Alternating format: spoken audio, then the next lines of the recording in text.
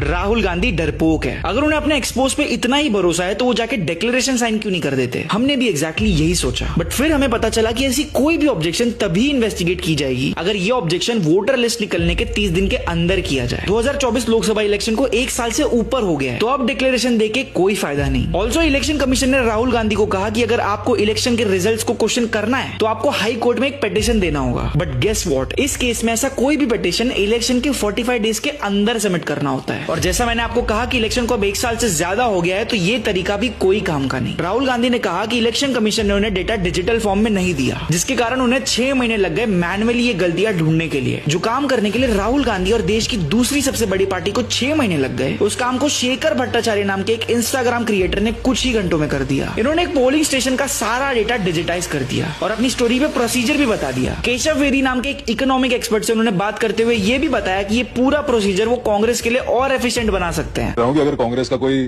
Contact कर दे तो मैं तो इसको इतना एफिशिएंट बना दूं कि वो बस एक कमांड चला के छोड़ दो अपने मैकबुक प्रोज में 10-15 टर्मिनल 100-200 टर्मिनल खोल दो, सब में कमांड चला के छोड़ दो।